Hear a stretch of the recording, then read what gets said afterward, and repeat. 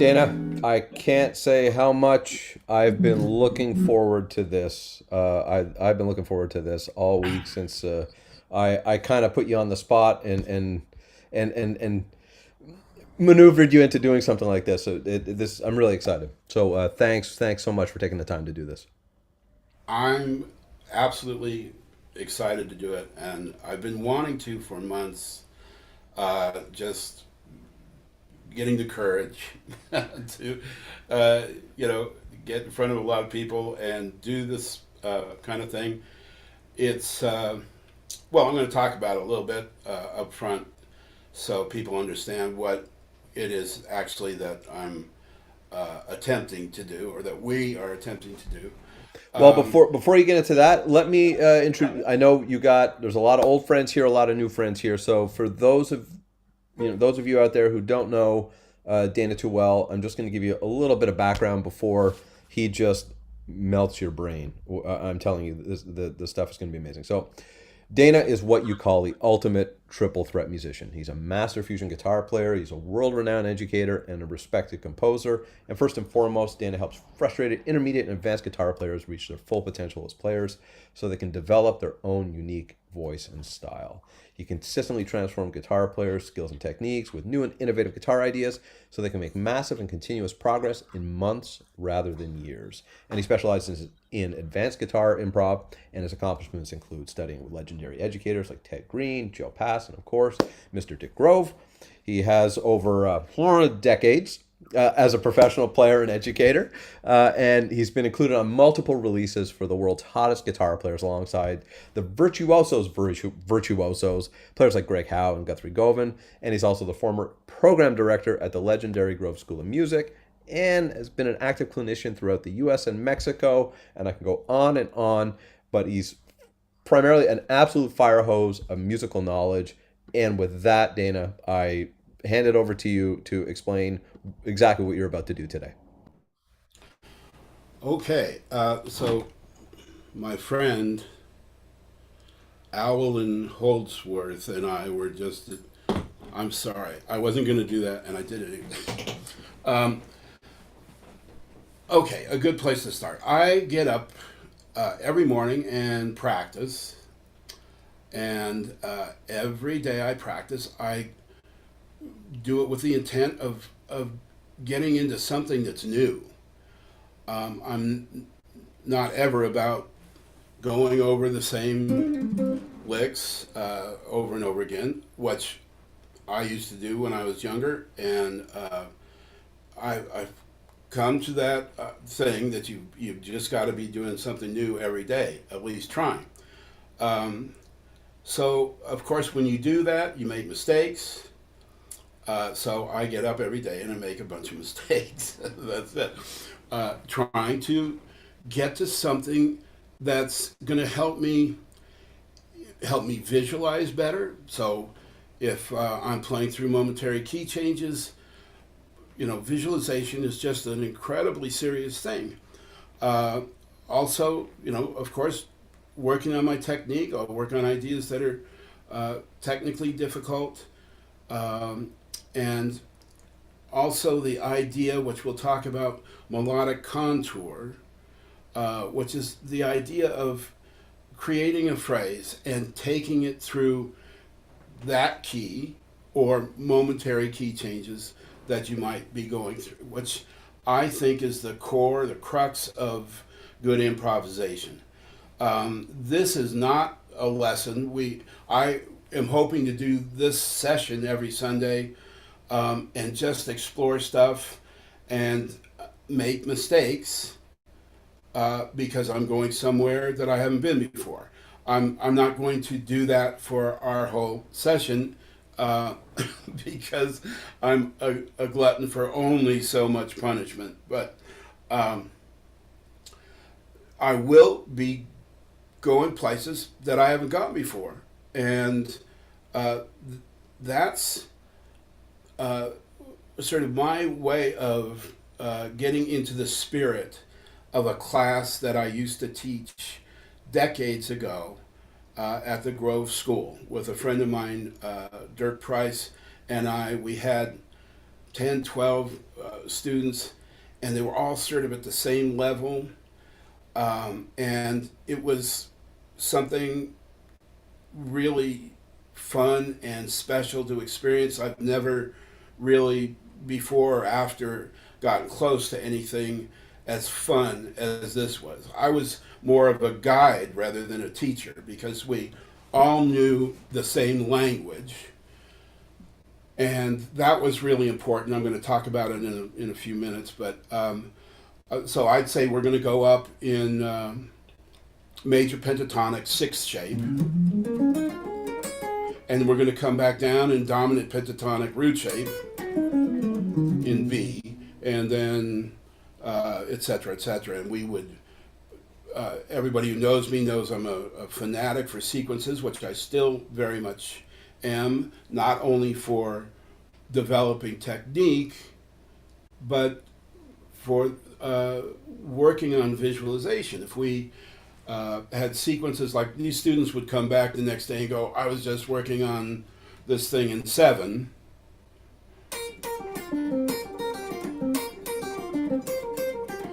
And so we go, great, that's and something we'd never done before. So we're all making mistakes, you know. But that was our goal. And then we'd say, let's take that into A flat dominant pentatonic.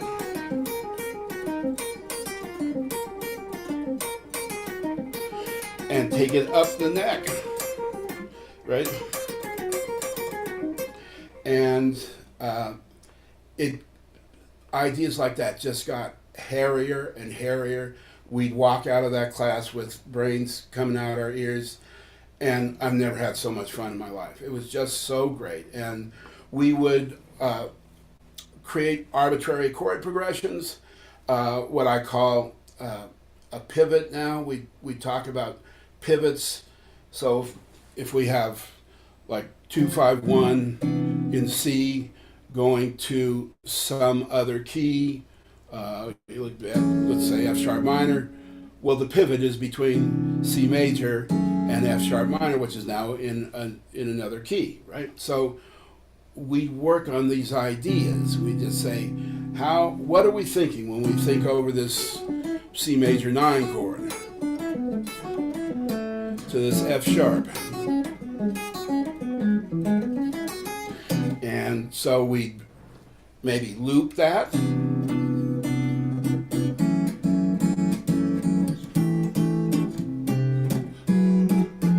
Oh, sorry. And then take sequences up and down the neck, do melodic contour with it, which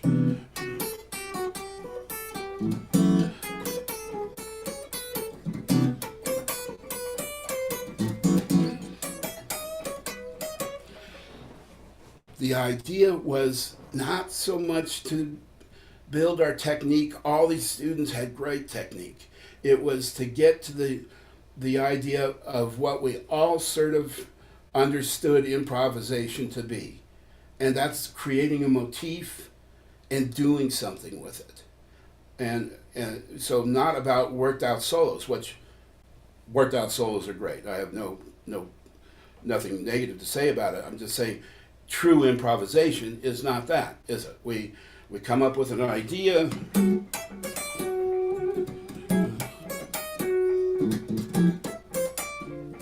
and we start to do something with it.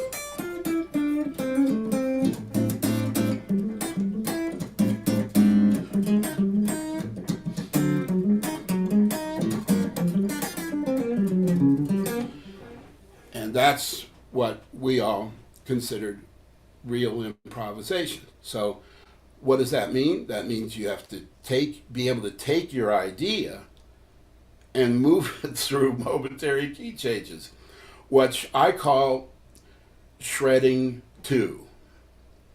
You know, it's one thing to develop all the, the speed and the sweeping and all that stuff, and it's really important. It's a serious component of improvisation that I've been working on all my life. So that's very cool. But shredding 2 is the art of rhythmic and melodic phrasing. And it's absolutely as difficult as learning any kind of, uh, you know, 16th notes at 400 BPM. It's it has some real challenges, and the first one is visualization. Um, so these sessions, I'm really hoping we end up with hundreds of people around the world all doing these things that I'm going to, for the most part, do spontaneously. I have some things worked out to start so people understand what the direction of this session is going to be every week. And even for those people who know me and have maybe gone through Beyond Chops, which is a program I created 30 some years ago, and or visual guide tones, we have a lot of new things to talk about. I do. And so getting back to an idea that I brought up at the beginning about a language, I'm going to preface when I try new things or try anything with a little bit of showing what it is and what we're trying to do. I don't want to leave people in the dark. I'm not going to get in deep with it, but I'll just give a quick explanation. Like, we're going to start out with the 8 different sequences of 4s that are 2 note per string. There's 8 of them. For those of you who know about Beyond Chops, I've categorized them all. I've systematized them now. So, but sometimes systematizing everything is not as great as it you might think. But in this case, it's really worth knowing. So we are going to talk about all 8 of those. I've given them a name. And so we've got things like U-turns and streets and highways and on, all that information, or a little in-depth overview of these ideas is going to be available to everybody absolutely for free. And I did some great, to pat myself on the head, I did some great overviews on these ideas. Melodic contour, again, streets and highways, and any 2 notes, and melodic shapes or paradigms. It goes on and on. Anybody can get it for free. You just have to, give us an email address. My great friend Randy Young is going to be there at the end of the show and tell you how to access that if you wish. And so I'll probably use this over and over again throughout these sessions, but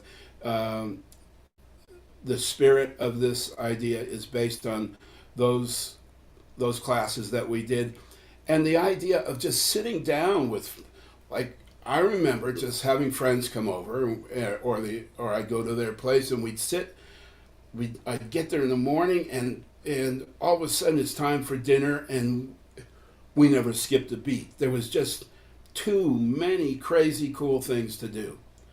And so after teaching for 40 years, I still get a student that will do a lesson, and it's like, I'm in a rut. And it's unheard of to me to be in a rut. I have a list sitting in front of me on this computer of 22 different things that there's like 20 sub menus underneath each one. So if I've got an hour or 2 to practice a day and that's it, I have to, pick and choose what's going to give me the most bang for the buck. There's so many things to work on. So again, we have many different topics, and I'm going to go over them. I'm going to have to do it a little bit every session. I hope to see you all whether you're advanced, which this is completely directed towards advanced or intermediate advanced students, but I'm hoping everybody will get into learning our language, and that way we can get into things quickly. Basically, each one's going to be about a 40-minute session.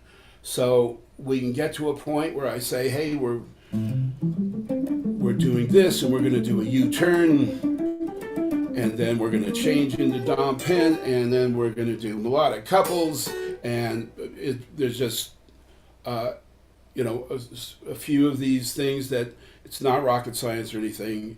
You'll understand them right away, and they're just fun to work with, and that's the idea of this. Let's have fun. And so I'm willing. Most people I know are not willing to make mistakes on live video, but I am, because I don't care. I'm trying to, again, bring the spirit of this idea of doing something that you haven't done before. The common denominator between a lot of my students is that they're doing the same thing every day. Right? The same, whatever their lick is that they've worked so hard on, and that's where it all falls down. You got to do something new every day. Be willing to make the mistakes. The other side of it, after making the mistakes, is you've got a cool lick, or even more, you've got a cool paradigm, which for those of you who know me, paradigm is my word. You've got a model, right, to take through the neck. And you'll see as we do these sessions what that's really about. So if I have an idea that's, there's our lick. Well,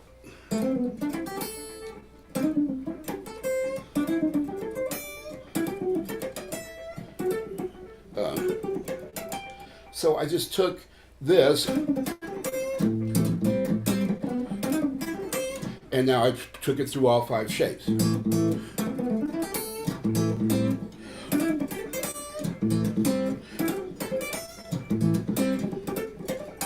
And there's different ways to do that. I used chromaticism. I didn't have to.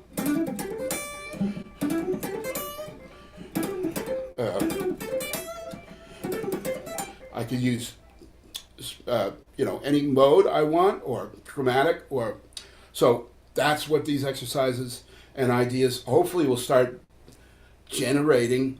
This is the word I forgot to use. Triggers to create motifs with that are interesting to you, and then going to be interesting to the people you're playing for.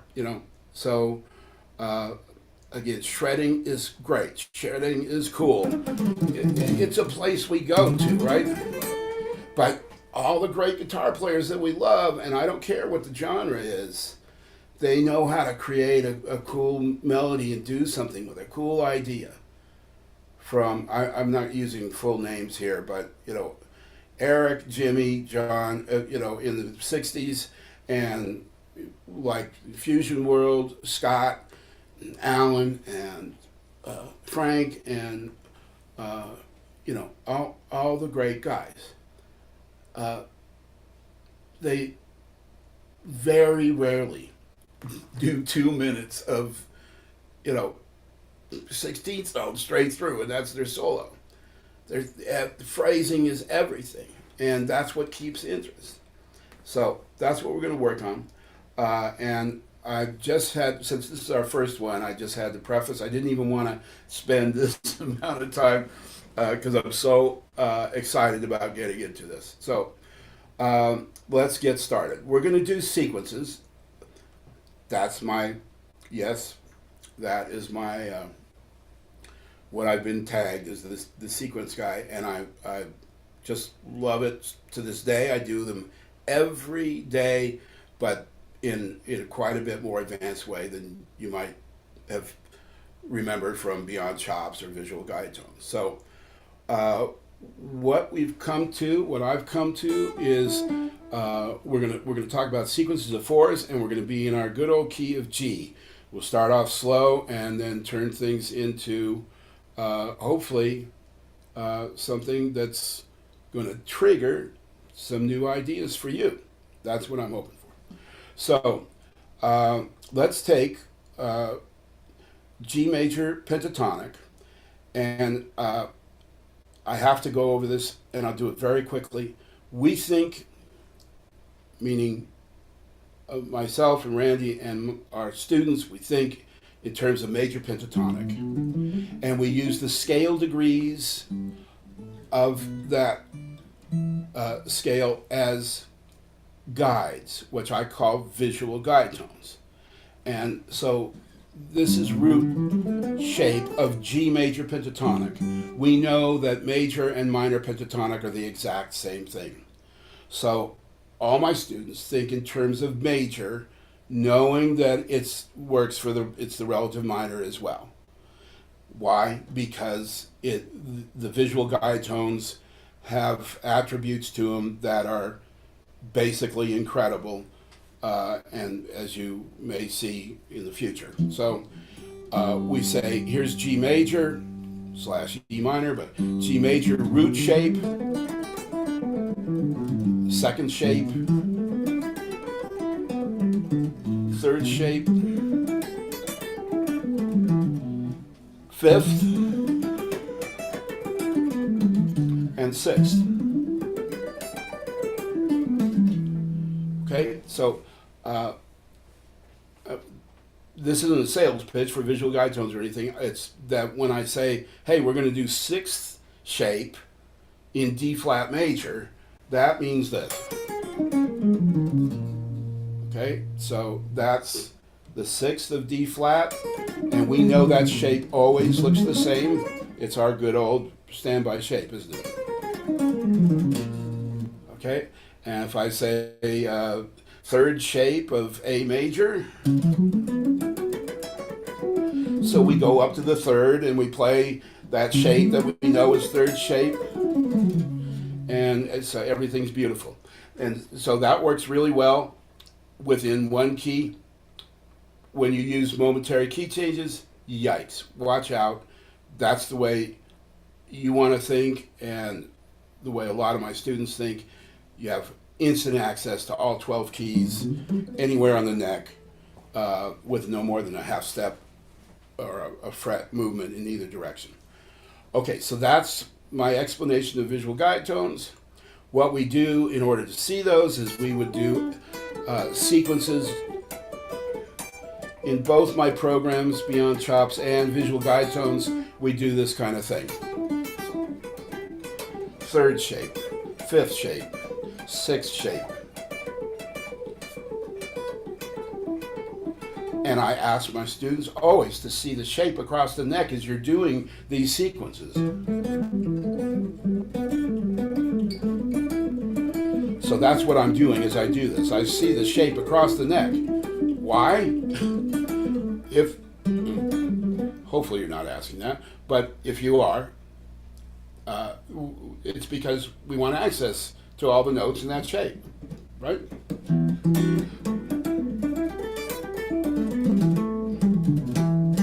So while I'm doing this, I'm seeing this.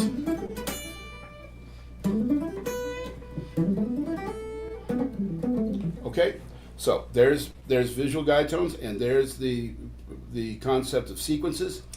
So when I begin working with a student, the beginning of my program, Visual Guide Tones, we start with sequences of fours. And I've come to the conclusion there's 8 of them. I worked it out and tagged them all. So let's do the first, we're going to do the first 4, which I call directional. And again, we're starting out slow. We can warm up this way, but we're doing it, I'm sure a lot of you out there already know the sequence idea, but we're gonna land in some different places here, which I think you'll appreciate as we get farther into it. But I want students who've never seen this to get an idea of sequences, just the basic idea of fours, and then we can open it up and expand. So, directional, if we start with the highest note of a 4-note sequence, which that's sort of important right now, I'll bring that up. This is 1, 2, 3, and 4. Always. We do a sequence of 4, and I do it this way. That's going 4, 3, 2, 1. Okay? And that's going to, when we do multi-directional sequences, that's going to be really important. Okay, so let's do, Randy is going to, if I forget to count off and get too excited about working on something, he's there to watch, make sure I don't jump too far down a rabbit hole.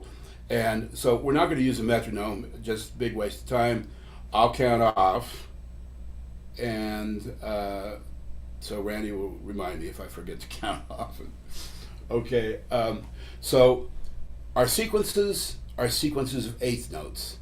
Eighth notes are what I call center line for all music. That's when I listen to a piece of music, that's the first place I go. Where are the eighth notes? You know, that's the essence from my perspective. So we do sequences of fours and we repeat them. And so we're going to do that right now. I'm going to count it off, and you please jump in, and we'll do them 2 times each. So it's 8 eighth notes, isn't it?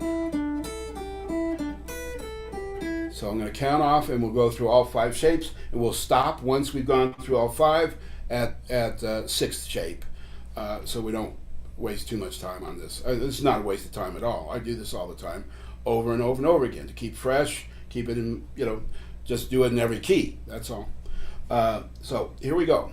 1, 2, 3, and go. And second shape, third shape, fifth, sixth. Okay. I think I've started every book, every lesson with that sequence. Okay, so that's directional descending, right? We're descending, and it's going one direction. That's all there is to it. Let's make things a little bit harder. We're going to go the other direction. We're going to ascend, but we're going to do it on string pair 2. So for those of you who may not be aware of that, we call these string pairs. There's 1, 2, 3, 4, and 5. So on string pair 2, we're going to start from the 4th note of the sequence and go 4, 3, 2, 1, just like I brought up. Okay, now this is a little more difficult, isn't it? Because we're not using a guide. You have to really see the shape across the neck. So when we get to second shape, that's going to be a little bit of a bear, isn't it? So let's try this. 1, 2, 3, and go. Second shape. Third shape.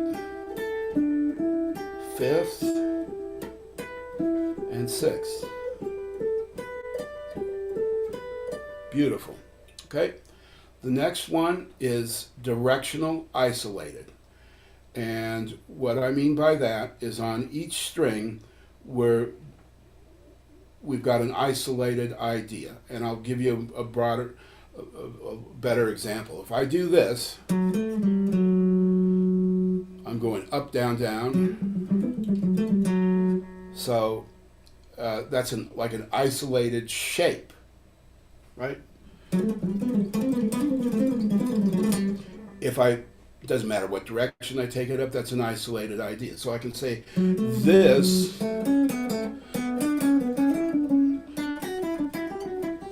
is isolated ascending, or this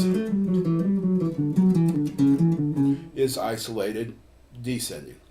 So we're going to go to string pair 3, this is our isolated descending. The notes are going up on each string, but really we're descending. So this is the isolated part, and this is the descending part.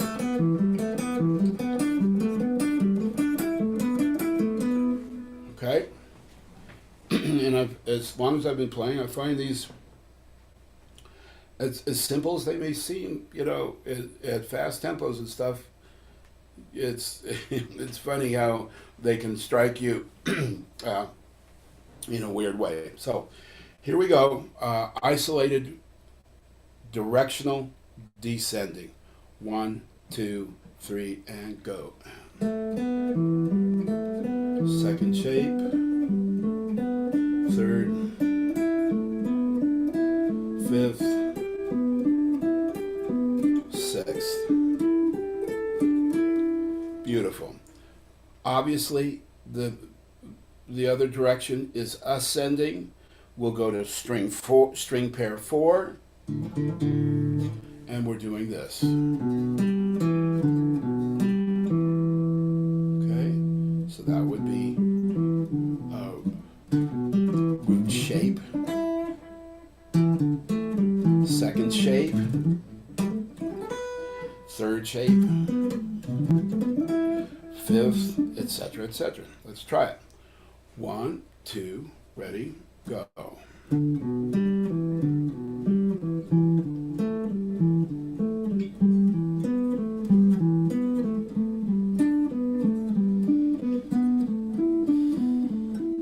Good.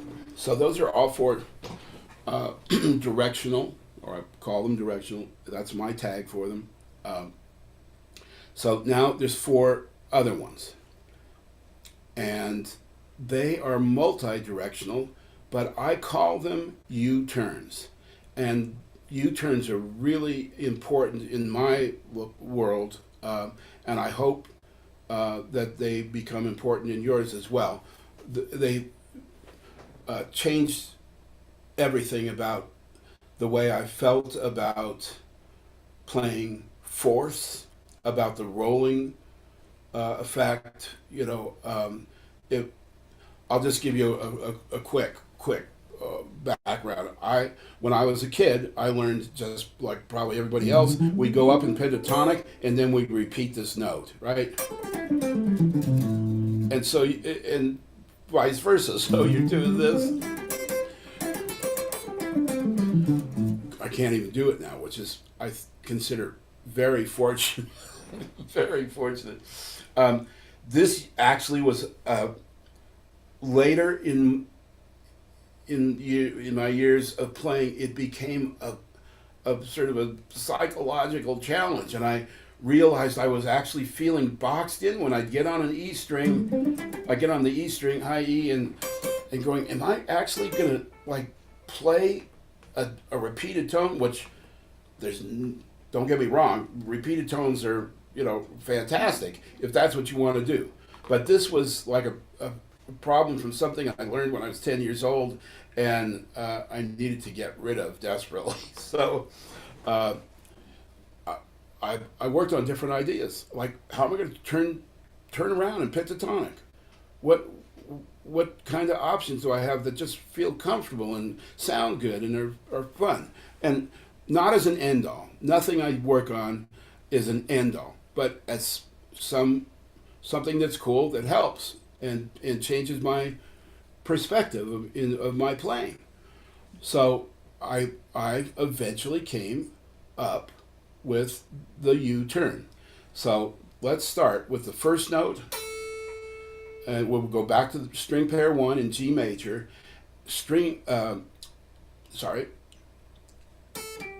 U-turn 1 is this: descending, across, and up. Why do I call that a U-turn? It actually looks like one, doesn't it? That's a U-E. Okay, so, and it actually does what I'm suggesting. It's a way to make a U-turn and change directions in the 5 pentatonic shapes. This is not meant for anything else but pentatonic, okay? So there's the first U-turn.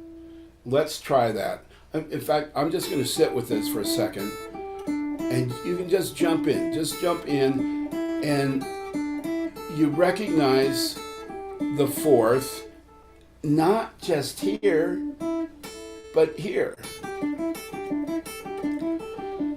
In a matter of 2 or 3 months, I saw an amazing difference in my playing when it came to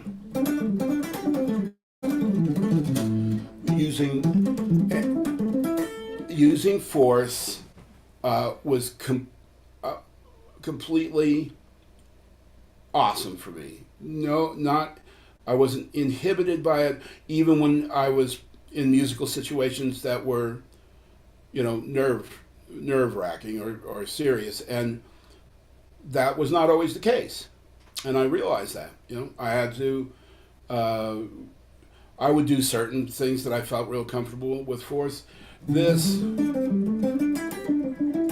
I can just go forever. And we know that fourths, pentatonic is fourths city, right? So if you don't feel comfortable, you're missing out on a lot of melodic ideas. That's all there is to it.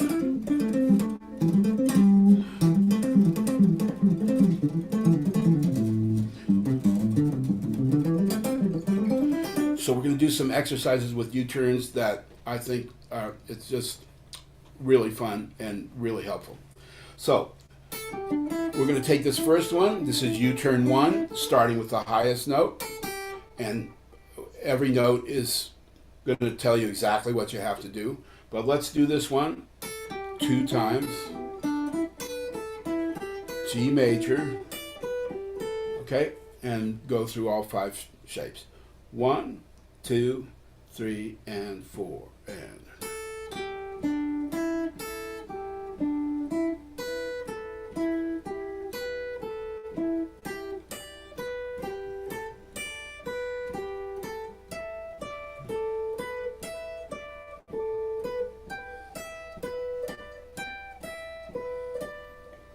okay. And in this case, I'm going to stay on this string pair. String pair 2 doesn't afford us the great view that we get of the fourths and the U-turn. So it does, of course, on the other string pairs, but no worries. We're going to do these ideas on everywhere on the neck in every key eventually. So let's start off the second note. Okay, so that would be up, then across, and down. And by the way, if you look at this after the session, you're going to see that different shapes force you to work on fourth finger, third finger, second finger, and first finger fourths. There's no way to get away from it, period. So, and as well as obvious thirds, rolling thirds, because of the one note difference here, or the interval change between the B and the G string. So let's do U-turn 2.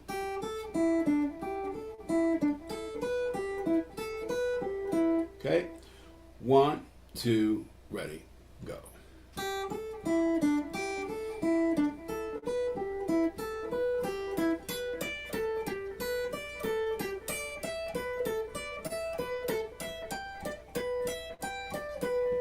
Great.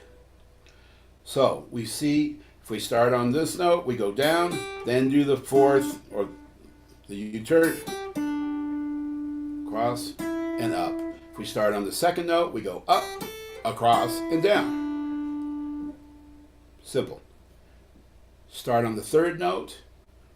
Now we're going to go down. So down, across, and up.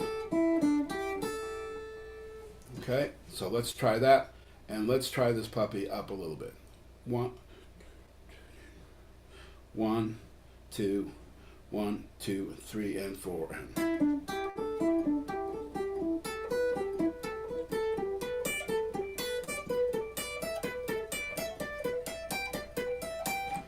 Good. Okay, and last but not least, starting on the fourth note, which means we're going up, across, and down. And I hope you're seeing that these all look like U-turns. I didn't just name them U-turns for nothing. Okay, 1, 2, 1, 2, 3, go. Third shape, fifth,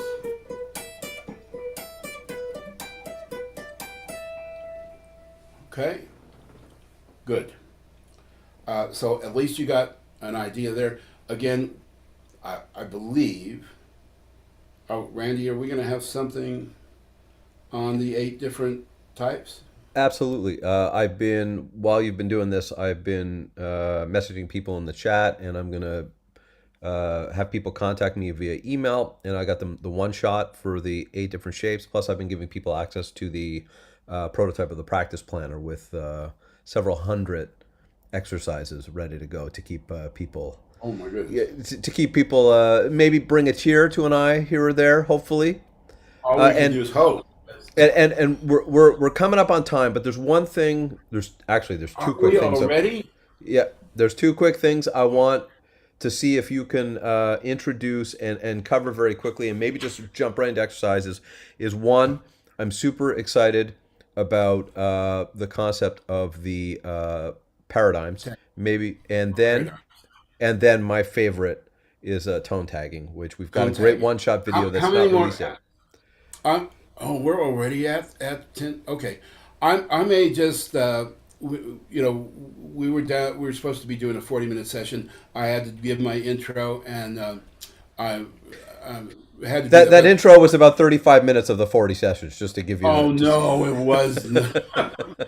Okay, well we're going longer then. We don't have a choice. I just won't worry about a snack in between this and the after show. But by the way, we do an after show, which is going to be fun, even funner than this. Okay, I'm going to do one thing that I wanted to do real quick is take a U-turn. What I do with my students is we learn to develop a freedom with U-turns, meaning we're going to change directions arbitrarily wherever we want, and that's our foundation.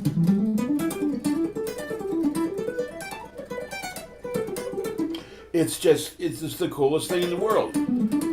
So you start, but you work on it systematically. Let's just say you stayed in 6th shape, and we'll go up to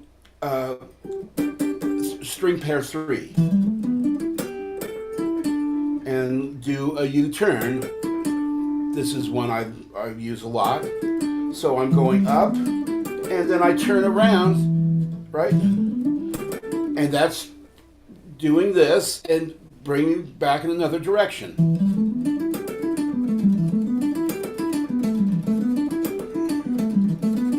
If you want to jump in on that, that's a little bit fast, I understand. So, but I also then do a U-turn here. Here. And I'm sorry, everybody, I'm just in love with it. I already dig fourths like crazy, but this is works insanely well. So I start out normally, like we were just playing the shape across the neck, but now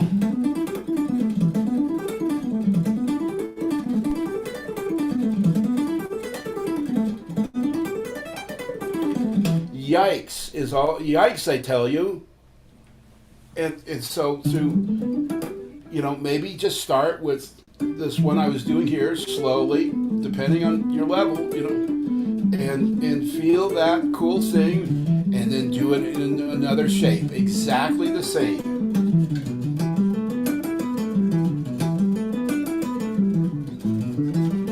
Okay, and we'll get into that more next time.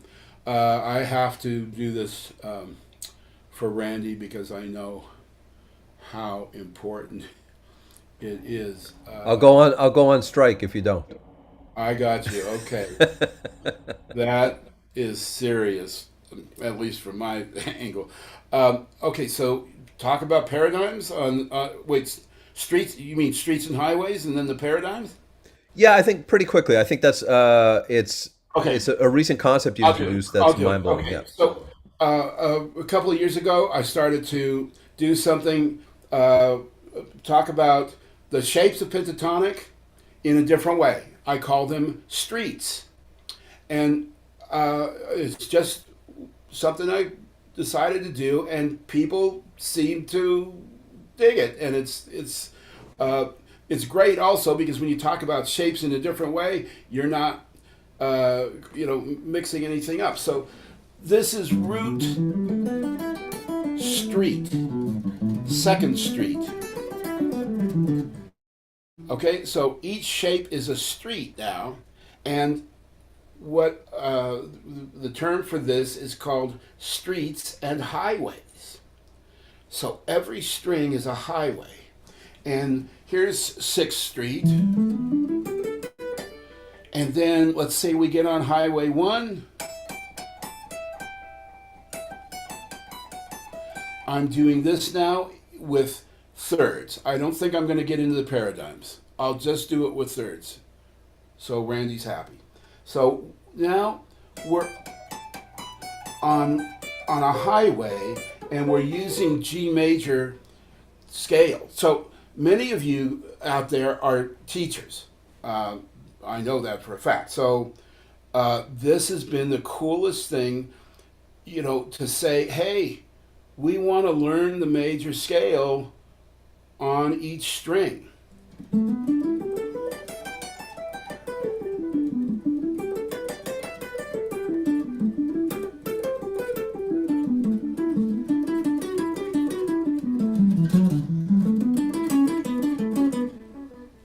And you can ask students to do this and say, here, let's own G major, and let's own it on every string eventually. But here's the killer thing is you do it easy. And well, it's not necessarily that easy. You're doing thirds. Everything's still 2 notes per string, and we just go up one, and then back down. So they start to see one of the added active tones. That's all we're doing, right? Major scale, 2 active tones that aren't in pentatonic. Cool. And it gives some instant melodicism to it. Yeah, I mean, you can go phrase city with that.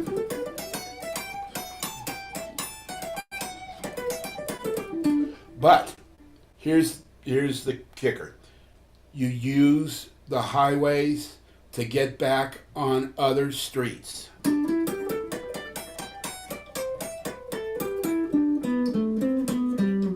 Right?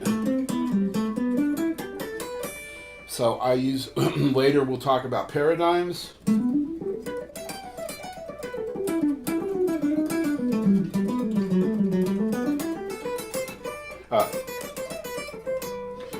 So I'm moving from 6th shape to 5th shape. I get on Highway 3, and now I'm on 3rd shape. And whatever it is, 2nd shape.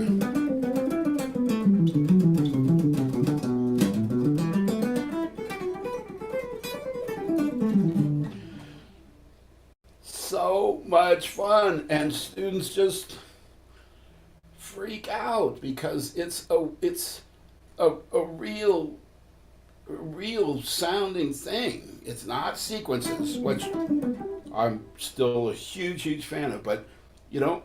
You're really giving them something great to be on the creative end of practice, because I believe we believe in serious practice and creative practice, and they're both equally as necessary. And so this is one we have 18 paradigms that we use on one string, which is we'll get into next week. Now, what's the last one? Oh, tagging tones. And I'm just going to interrupt you for 1 second here with the tagging tones. This is Dan and I have been having a lot of one-on-ones, and he's been really putting me through the ringer with this stuff. And one of the things I was going back through and doing a bit of the blues scale and all that, and I dug back through my Beyond Chops too, and Dana created this whole thing, this concept of tagging tones ages ago, and it's like I uncovered it, like I blew the dust off my Beyond Chops too, and rediscovered it, and it's absolutely my favorite thing right now. And I'm going to shut up because it just, for me, it's like that stepping stone between major and minor pentatonic, and then diving truly into the 7-note stuff. And I think it's just the coolest thing. Okay, so I did 2 videos on this recently, and they're going to be available somewhere somehow, and they came out really good. The idea is that one day I was playing the blues scale, and I said, "Wait a minute, this is pentatonic, man. This is minor pentatonic," and somebody inserted a note and called it the blue note, and we've got the blues scale, and that's fantastic. That's great. But this, you can think of it any way you want. The way I think of it is a 6-note hybrid. The blues scale is a 6-note hybrid to me. That means this is our framework, and we added a note to create the 6-note hybrid. So somebody tagged that blue, and now we have the blues scale. After thinking about it more and more, I said, well, wait a minute, there's 7 notes in the chromatic scale that aren't, well, actually 6 more notes of the chromatic scale that aren't being thought of in this way. What if I add the ninth, which I tag it, add 9 shape. So here's our sequence, here's our pentatonic scale. Here's adding the note B. We're in A minor pentatonic, by the way.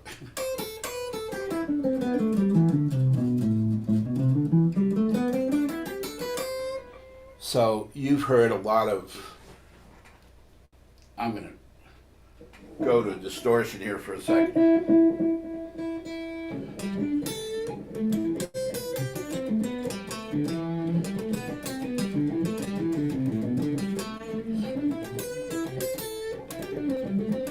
Somebody that we know uses this. No, I can come up with 3 great guitar players in different genres that use this idea of a hybrid. A hybrid isn't just cool, like the blues scale isn't just cool because it's of its notes. It's cool because there aren't any other notes too. We got to remember that it's sort of subtractive. If we added more notes on it, then it's going to be chromatic or something else. So the idea of what's making it cool is that it's only 6 tones. We're not using anything else. And when you, like with the blues scale, if you break, instead of just playing scale-wise, and there's nothing wrong with that, but one of my favorite players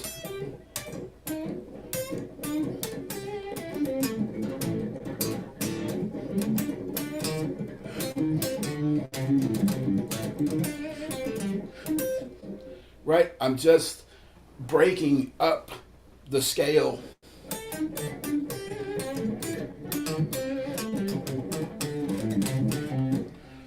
And so you do that with this. Here's the 9th.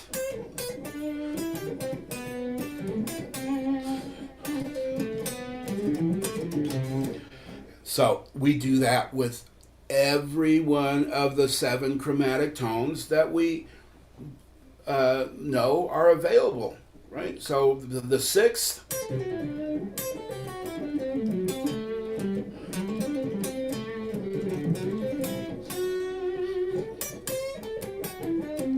uh, I go through all 7 of them in these videos, and it's so much fun. But the thing is, when I learned the blues scale, I was forced to check it out through all 5 shapes, and it's sort of a hassle, isn't it? Why? Because we go down, we go out of position in many cases. But I'm of the ilk, or the train of thought is that you want to know them both in relationship to A minor in this case, in relationship to minor as well as major. So I call this, when we think in terms of A minor, this is Dorian. There's F sharp. So that's the definitive tone for Dorian in this case. But in major, that's the sharp 11, right? So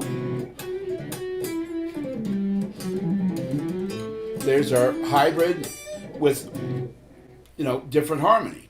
So it's important to know them both, and to know them through all 5 shapes. That's where I have to end right now. And that, thank you so much for that. And I've been supplying everybody with, I think I've been overwhelming everybody with links and stuff in the chat. But I even just posted a direct link to the first tone tagging video in there as well. And I just want to thank you again, Dana, for doing this. It's been an absolute pleasure. And Guys, I know we mentioned. I just have to interrupt one. We didn't even. I had so many things I thought we'd get into, including things that I was going to try and probably fall flat on my face on. Trust me, I'm going to embarrass myself by next week or the week after. Fantastic. And again, I think as you're doing these things, I can share a lot of the information to kind of get people up to speed if they're not. If you're covering a concept that maybe some people are unclear, always hit me up in chat. I'll try and get some stuff so people can kind of catch up on the fly too, so that you don't have to explain them each session. Now, I know we talked about doing an after show. Did you want to still do that, or do you want to just maybe take a second and we just do a little Q&A on this one? It's totally up to you. Well, we could do a Q&A if you think that's good. We don't. What? Just to put it out there, we're going to be getting guest artists. We're shooting for guest artists every week of different levels, not even necessarily all guitar players, because we're going to talk about all kinds of things, about playing over changes and whatever. And it's always going to be casual, right? We're just having fun, but that's where we're headed for. Right now, maybe that's a good idea, is to just go straight into taking some questions if you have them. Do you?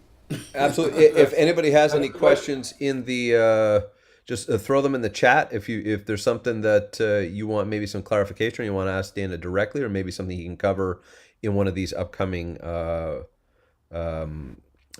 videos. And and like Dana was saying, is every week we're going to go on, we're going to do the workout, and we're going to do an after show where we're going to bring out some guests, and as he said, it's going to be a little more casual, a little more. I'm trying to get some. I'm a fan of the stories from back in the day, and for, just the camaraderie that happens amongst players and like-minded players, and you can learn so much just even about mindset and approach, and just developing as an artist, not just as a guitar player sitting in front of a metronome. So I'm really looking forward to those. So anybody that has questions, just fire them off in the chat. I think I have one for you, Dana.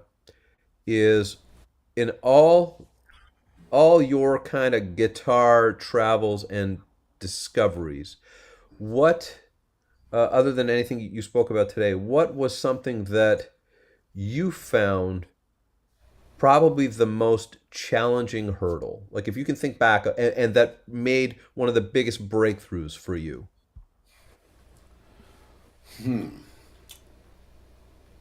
That's a great question. I guess it would be getting my technique together at one point when I was younger.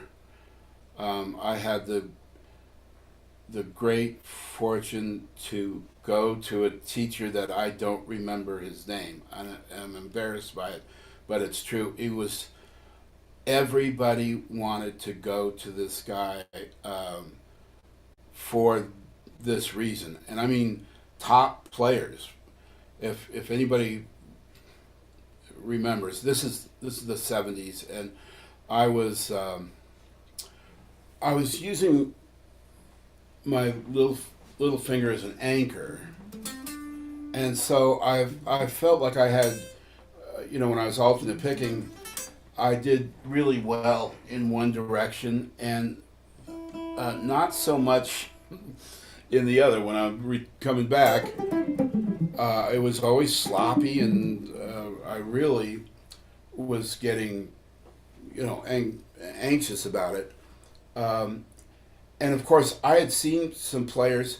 There's a couple of great players that do this, and they've got pretty good speed, and are known for their uh, technicity, if that's a real word.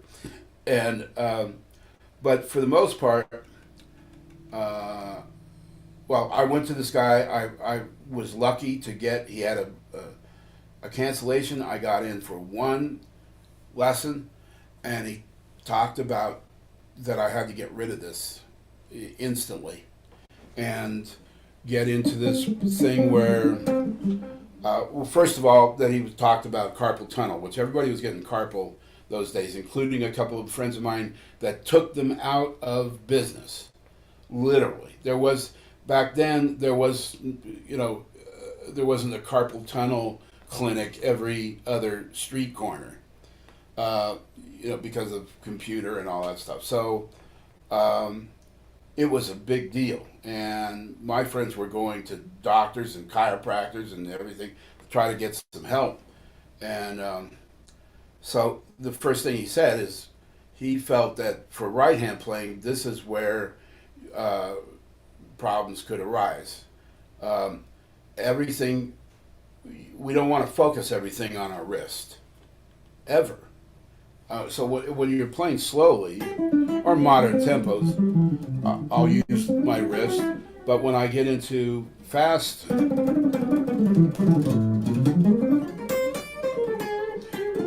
I'm literally shaking my arm. Doesn't matter what I'm doing, odd time, even sequences, compound, or anything.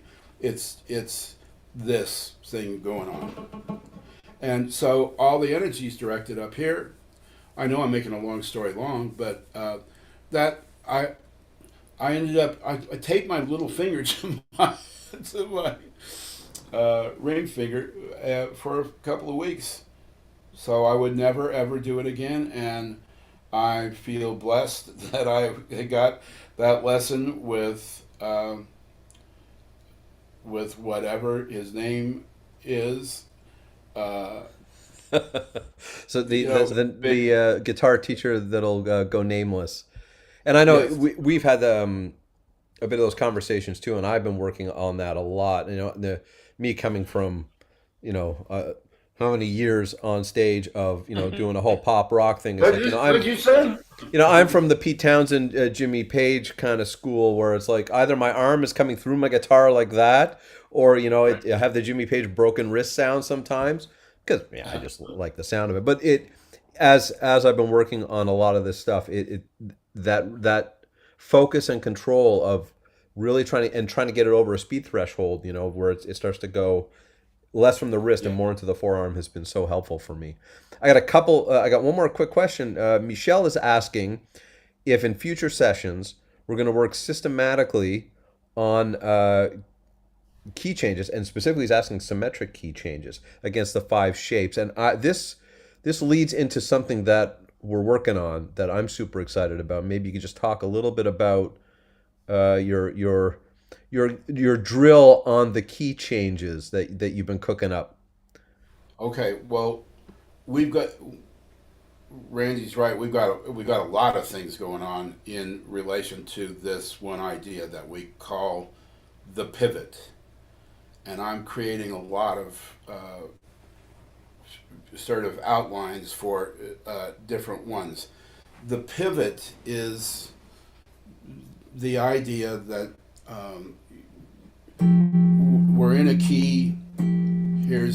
We're in the key of F, and I could have, who cares if I got 10 chords in the key of F major, and then it goes to, like I brought up, to B minor. Here's just a quick key change. So where the problem isn't the chords before that are all in the same key, and it's not all the chords after. It's the pivot. It's this to this. And so what do we do? Randy and I have gotten into this idea, and everything we want to do is bring ideas to smaller increments. So they're more understandable. When you look at a jazz standard, you can just, like, every 3 chords is a momentary key change, sometimes every 2 chords, sometimes every chord, right? And so that's just, when you look at something like that, you just go, what do I do? And especially for beginning intermediate, we say, let's talk about this. Let's talk about a momentary key change. When you use that term, a lot of my students who are more, seriously into rock or pop styles or whatever, they just sort of roll their eyes, like they think I'm trying to turn them into a jazz player. But we're actually building a list of so many rock tunes in the 60s and early 70s from all those bands. I mean, every band you can think of has a tune with at least one momentary key change, and some of them with 2 or 3. And you might not expect that. When I'm not going to bring up the names, but I guess we'll figure a way to do that sometime, or just have a cheat sheet, or a sheet that shows you all these tunes from Johnny and Jimmy and Edgar and all of them, with tune after tune that's got momentary key changes. It may just be one chord. Like if I go C major. Here's C major to G major with the 3rd in the bass to A minor. So we hear that. That's pretty common. And then you might hear. So can we say there's a Beatles tune that's very similar to that? Maybe I'm Amazed, right? Paul McCartney. Actually, it's going the other direction, but then it goes down. So this is all in C. There's C, G, F, but this one chord, B flat, that's a momentary key change, my friends. So what does that have to do with jazz? Absolutely nothing. Right? It's just what it is. And so there's nothing else to call it. We can't make it sound cooler for people. It's a momentary key change. We have to get over that and say, okay, so that means I have to learn something I haven't done before. you know, just like the whole spirit of the Improv Factory shows, we're going to do things we've never done before. And we're going to take licks in response to your question. Yes, we're going to take licks and we're going to explode them all over the neck in one key, and then through, uh, like I used to do in this class that I talked about 40 years ago, or 35, whatever it was. We take our idea and we go through momentary key changes.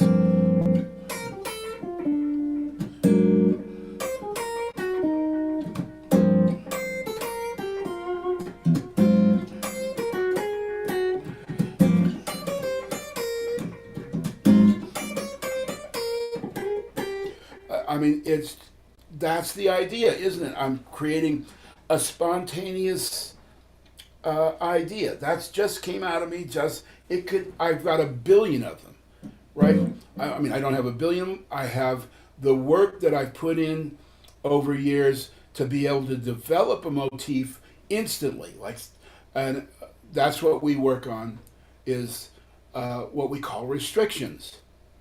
So we have a series called Improv Blocks that's going to be 10 modules of every restriction that we've heard from not just great jazz guitar players, but horn players and keyboard players. And that's why these guys that we know have been playing 60 years, and you ask them and they go, yeah, I still practice every day. And you're going, what on earth could you be practicing? You know, it's just like flawless every time I see you, play. They're looking for something that triggers a new way to come up with a motif, right, Randy? Isn't that what we think? Exactly, and I am gonna quickly correct you. You do have Okay. a billion ideas. Trust me, because I cannot keep up. you know, but honestly, there's so much coming, and if all of you look at the top of the chat, I've pinned a link.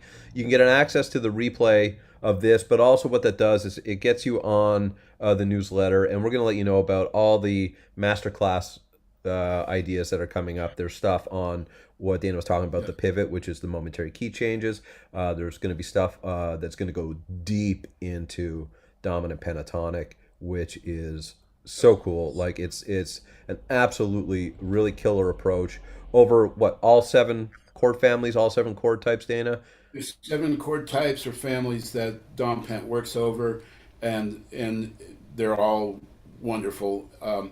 And I apologize for I didn't really get into the pivot the way I should have. I started going off in a different tangent. The idea of the pivot is that we vamp the two chords where this is where all the action is, right? Between the two chords, the two momentary key changes. So in relation to that last one I was talking about, we just make this a vamp.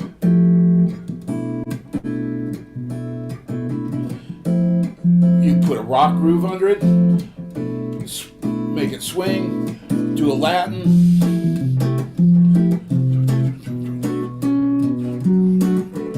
and then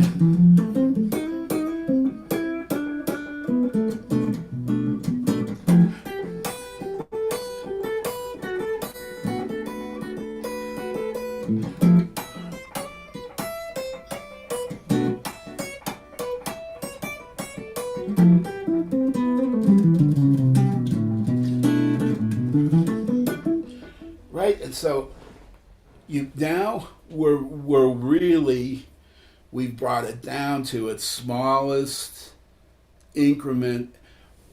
What happens for beginners and intermediate players who never look at a momentary key? What happens is they usually come to a stop.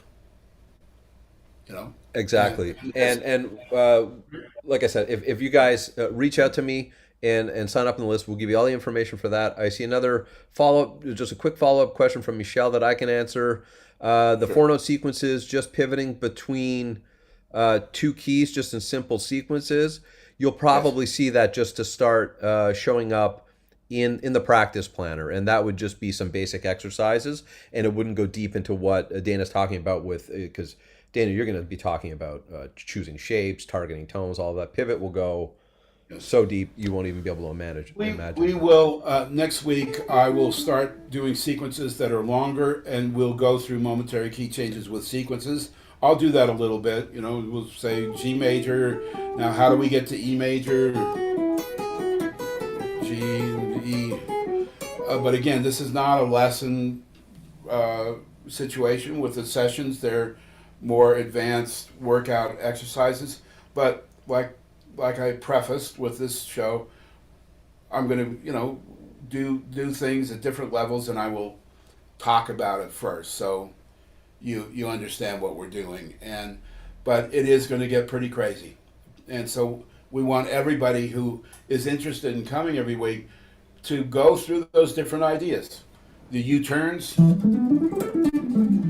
are really important, and we're going to do melodic contour.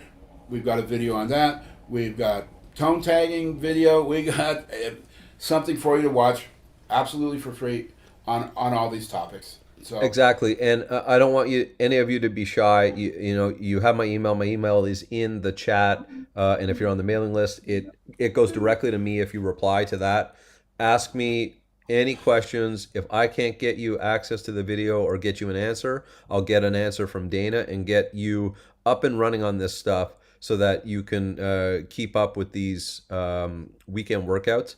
And again, Dana, I just want to thank you so much. We aimed for 40 minutes. We did about double. So that for us, that's pretty good. That I say that, that's within target, yeah, for our time frame. But thanks so much. And next week we're going to thank aim to you. do this at the same time, do a 40-minute, and then we'll do a little bit of an after show. We'll probably take a 20-minute break, and I'll have a separate stream where we're going to go on and do a bit more of a casual chat, and hopefully we can get a guest for next week. We got some guests I that think we got. want to jump on, and we can I do that. think we got a couple of people who would like to get on next week. So yes, and thank you. I mean, I'm glad you talked me into it because I had a lot of fun, and I hope you guys had fun out there, and I've possibly given you some ideas to work on. That's my goal. My only goal out there is to let's do something new. Let's do something different every week and challenge ourselves. Awesome. Thank you so much, everyone, and Thank you. we'll see you at the same time next week. Bye bye.